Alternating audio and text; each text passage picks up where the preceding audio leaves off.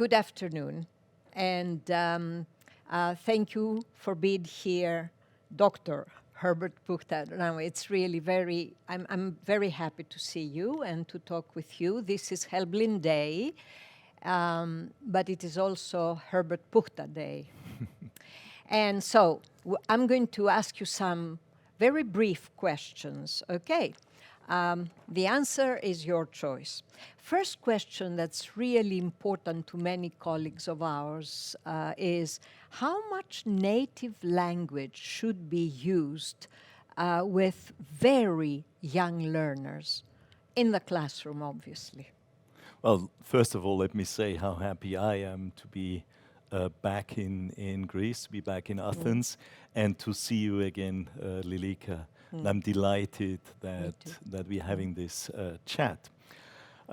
Well, I think that most authorities agree these days that what is more important than a specific accent is actually a teacher who is able to use the language, and whether this is a native speaker or a non-native speaker of English, to actually communicate with the children, with the very young learners, in a natural way. A teacher who knows how to facilitate the child's language development, who knows how to scaffold the child's language. We will, of course, use native speaker input also, if and when we use like audios or videos. But I think the main point here is that we need somebody who knows, as a teacher, we need somebody who knows how children learn, who is concerned with helping them to develop their thinking skills, who helps them explore values, and who teaches the child in a holistic way. Okay, thank you. So when they give instructions, when they're asking the children to do something, do they say so in English or in mother tongue? That's a very good question. We know that there were times when people used to say, well, we need to talk English all the time, which has the disadvantage when it comes to working with very young learners, that there will be times when they will feel insecure. We can explain a lot by using the target language and using mime, gestures, modeling, and also maybe the occasional visual aid. But there are times when it's actually better to briefly use the child's own language. And there's one technique that I use when I work with very young learners, and that is called sandwiching. It would be for the teacher to give the instruction in English, then briefly say it in Greek in this particular case, say it in English again. So sandwich the Greek in between two layers of English. And then learners will actually understand, and gradually the Greek part in the sandwich can come off. And start vanishing. And they will understand, absolutely. Thank you. Now, teaching very young learners, okay. Why do we need course books, and why can't we teach by using some visuals, games, songs, chants, just something like that? Why course books? It's a good question. And one could argue that when we think of a child acquiring their own language, parents or grandparents or siblings don't use course books in order to teach them their own language. On the other hand, of course, when we think of how a child acquires language in this natural context of the family and the siblings, etc., then we are talking 24 hours a day we're talking, or at least the time when they're not sleeping, we're talking the child living in the In the language language. and getting a lot of very natural, comprehensive input. Um, there are very few language, as in foreign language or new language, teaching situations that can be compared to that situation. So what we usually have is we have a very limited amount of contact time between the child and the teacher and the other children. So I think one of the reasons why using a course book with its various components would be that that if it's a good course book, if it's Yeah. developed Yeah. well, if we have a program where the different strands are interwoven and dovetailed with one another, that it'll help the child to get a maximum out of the very few teaching hours that we have. And I mean, I'm always a little skeptical when people say, well, you know, I use various stories Yes. and rhymes and songs. Yes, I mean, they are important. But very often these rhymes and stories and what have you, they don't kind of support each other. So a good program, I think, will actually get better results.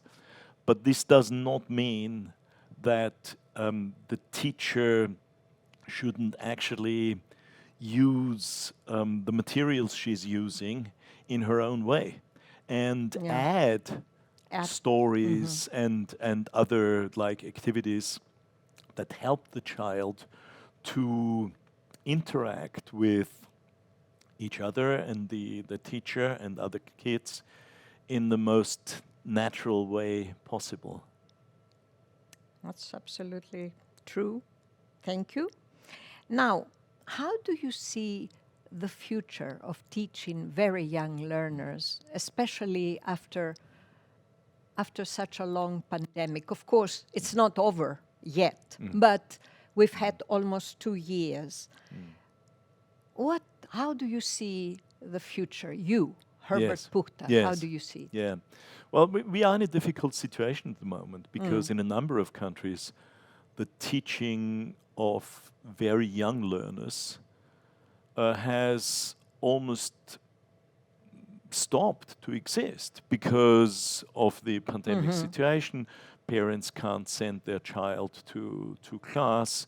Some schools are trying more or less successfully to work online, which of course is easier when you're working with, say, teenagers or young adults than it is with very young learners. It works in situations where parents show more than an interest and actually take part in the actual session themselves, so to speak, which obviously is not always possible, or not possible for every parent. So I think, you know, I'm not sure if I have that crystal ball that I would need, but I think that when we look ahead, as soon as it's possible, when it comes to the teaching of very young learners, I think we will see a tendency of classes starting again, of young learners coming back to classrooms.